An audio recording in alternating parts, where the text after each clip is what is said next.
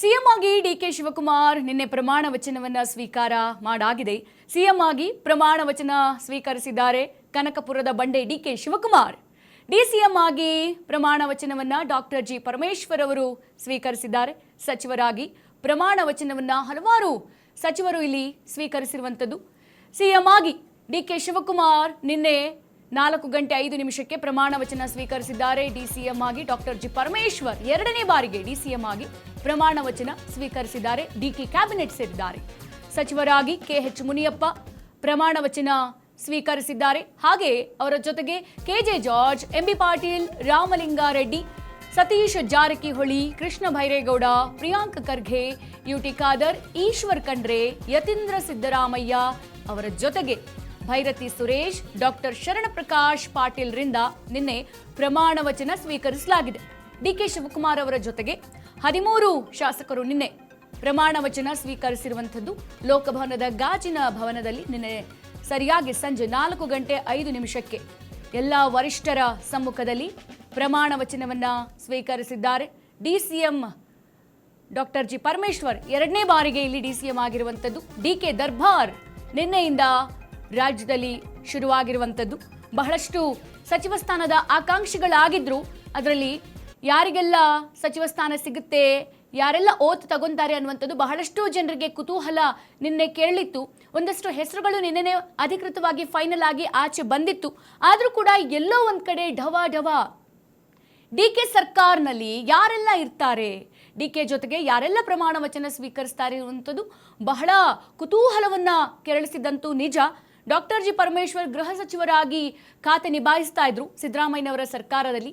ಅವರನ್ನ ಎರಡನೇ ಬಾರಿಗೆ ಡಿಸಿಎಂ ಆಗಿ ಪ್ರಮೋಟ್ ಮಾಡಲಾಗಿರುವಂಥದ್ದು ನಿನ್ನೆ. ಇನ್ನು ಸಚಿವರಾಗಿ ಹಲವಾರು ಜನರು ಇಲ್ಲಿ ಓತನ್ನ ತೆಗೆದುಕೊಂಡಿರುವಂಥದ್ದು. ಆಹಾರ ಸಚಿವರಾಗಿದ್ದಂಥ ಕೆಎಚ್ ಮುನಿಯಪ್ಪ ಅವರು ಕೂಡ ಇಲ್ಲಿ ನಿನ್ನೆ ಓತನ್ನ ತೆಗೆದುಕೊಂಡಿದ್ದಾರೆ. ಹಾಗೆ ಕೆಜೆ ಜಾರ್ಜ್ ಆಗಿರ್ಬೋದು, ಎಂಬಿ ಪಾಟೀಲ್, ಸಾರಿಗೆ ಸಚಿವ ರಾಮಲಿಂಗಾರೆಡ್ಡಿ, ಹಾಗೆ ಸತೀಶ್ ಜಾರಕಿಹೊಳಿ, ಕಂದಾಯ ಸಚಿವ ಕೃಷ್ಣ ಭೈರೇಗೌಡ, ಹಾಗೆ ಪ್ರಿಯಾಂಕ್ ಖರ್ಗೆ, ಸ್ಪೀಕರ್ ಆಗಿದ್ದಂಥ ಯುಟಿ ಖಾದರ್, ಹಾಗೆ ನಮ್ಮ ಅರಣ್ಯ ಸಚಿವರಾಗಿದ್ದಂತಹ ಈಶ್ವರ್ ಖಂಡ್ರೆ ಅವರ ಜೊತೆಗೆ ನಮ್ಮ ಮಾಜಿ ಸಿಎಂ ಸಿದ್ದರಾಮಯ್ಯನವರ ಮಗ ಯತೀಂದ್ರ ಸಿದ್ದರಾಮಯ್ಯ, ಹಾಗೆ ಭೈರತಿ ಸುರೇಶ್ ಅಂತೂ ಬಹಳ ಲಾಭಿ ಮಾಡಿದ್ರು. ಈ ಸಲ ನನಗೆ ಸಚಿವಗಿರಿ ಬೇಕೇ ಬೇಕು ಅನ್ನುವಂಥ ಪಟ್ಟನ್ನ ಹಿಡಿದಿದ್ರು. ಅವರ ಜೊತೆಗೆ ಡಾಕ್ಟರ್ ಶರಣ ಪ್ರಕಾಶ್ ಪಾಟೀಲ್ ರಿಂದ ನಿನ್ನೆ ಪ್ರಮಾಣ ವಚನ ಸ್ವೀಕರಿಸಲಾಗಿದೆ. ನಿನ್ನೆ ನಾವು ಬಹಳಷ್ಟು ಕ್ಯೂರಿಯಾಸಿಟಿಯಿಂದ ಕಾರ್ಯಕ್ರಮವನ್ನು ವೀಕ್ಷಿಸ್ತಾ ಇದ್ವಿ. ಯಾವ ರೀತಿಯಾಗಿ ನಡೆಯುತ್ತೆ, ಹೇಗಿರುತ್ತೆ ಅಂತ ಹೇಳಿ.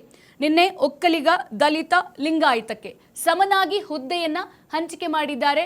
ಬಂಡೆಯಲ್ಲಿ ಟ್ರಬಲ್ ಶೂಟರ್, ಯಾರಿಗೂ ಟ್ರಬಲ್ ಅನ್ನ ಕೊಡದ ರೀತಿಯಲ್ಲಿ ಯಾವೆಲ್ಲ ಜಾತಿಗಳಿದೆ ಜಾತಿವಾರು ಲೆಕ್ಕಾಚಾರದಲ್ಲಿ ಸರಿಯಾಗಿ ಸಮನಾಗಿ ನಿನ್ನೆ ಎಲ್ಲ ಸಚಿವ ಸ್ಥಾನವನ್ನ ಹಂಚಿರುವಂಥದ್ದು. ಹಾಗಾಗಿ ಎಲ್ಲರೂ ಕೂಡ ಓತನ್ನ ತೆಗೆದುಕೊಂಡಿದ್ದಾರೆ. ಈ ಕುರಿತಂತೆ ಇನ್ನಷ್ಟು ಅಪ್ಡೇಟ್ಸ್ ನಮಗೆ ಲಭ್ಯವಾಗ್ತಾ ಇದೆ.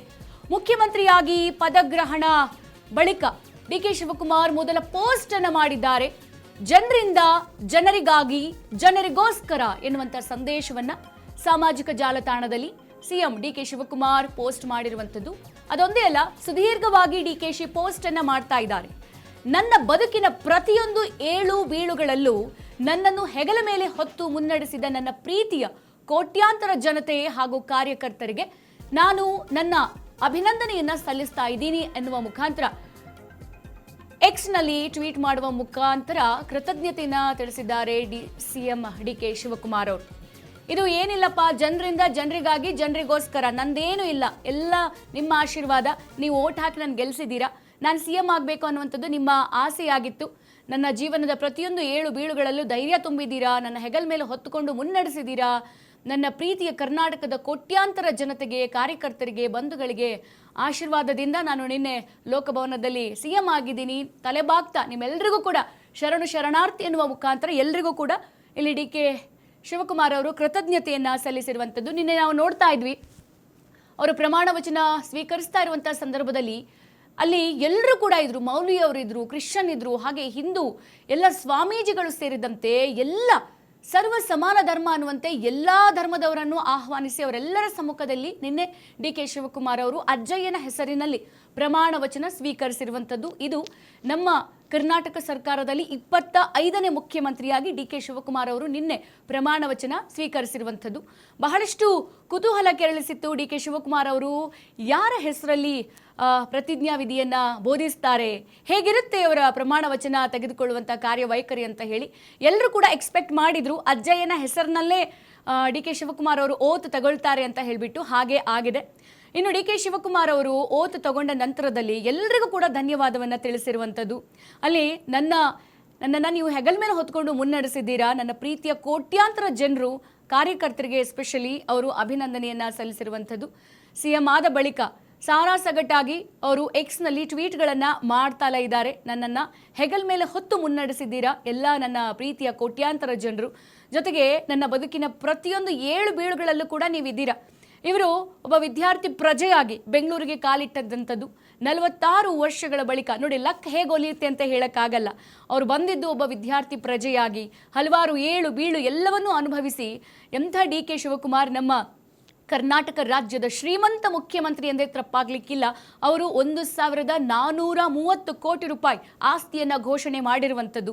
ಸೊ ಇವರು ಈವರೆಗಿನ ಮುಖ್ಯಮಂತ್ರಿಗಳ ಲಿಸ್ಟಲ್ಲಿ ನಾವು ನೋಡ್ತಾ ಹೋಗೋದಾದರೆ ರಾಜ್ಯದ ಅತ್ಯಂತ ಶ್ರೀಮಂತ ಮುಖ್ಯಮಂತ್ರಿ ನಮಗೆ ಈ ಸಲ ಕರ್ನಾಟಕ ಸರ್ಕಾರಕ್ಕೆ ಸಿಕ್ಕಿರುವಂಥದ್ದು. ಹಾಗಾಗಿ 46 ವರ್ಷ ಆದಮೇಲೆ CM ಗಿರಿ ಹುದ್ದೆಯನ್ನು ಅವರು ನಿನ್ನೆ ಅಲಂಕರಿಸಿರುವಂಥದ್ದು. ಹಾಗಾಗಿ 46 ವರ್ಷದ ಏಳು ಬೀಳು ಕಹಿ ಸಿಹಿ ಎಲ್ಲ ಘಟನೆಗಳನ್ನು ನೆನೆದು ನಿನ್ನೆ ಅವರು ಸಾಮಾಜಿಕ ಜಾಲತಾಣದಲ್ಲಿ ಟ್ವೀಟನ್ನು ಮಾಡಿರುವಂಥದ್ದು. ನನ್ನ ಬದುಕಿನ ಪ್ರತಿಯೊಂದು ಏಳು ಬೀಳು ಎಲ್ಲದರಲ್ಲೂ ಕೂಡ ನನ್ನನ್ನು ಹೆಗಲ ಮೇಲೆ ಹೊತ್ಕೊಂಡು ನೀವು ಮುನ್ನಡೆಸಿದ್ದೀರಾ. ನನ್ನ ಪ್ರೀತಿಯ ಕೋಟ್ಯಾಂತರ ಜನರು ಹಾಗೂ ಎಸ್ಪೆಷಲಿ ಯೂತ್ ಕಾಂಗ್ರೆಸ್ ಕಾರ್ಯಕರ್ತರಿಗೆ ನಿನ್ನೆ ಎಕ್ಸ್ನಲ್ಲಿ ಟ್ವೀಟ್ ಮಾಡುವ ಮುಖಾಂತರ ಕೃತಜ್ಞತೆಯನ್ನು ಡಿ ಕೆ ಶಿವಕುಮಾರ್ ತಿಳಿಸಿದ್ದಾರೆ.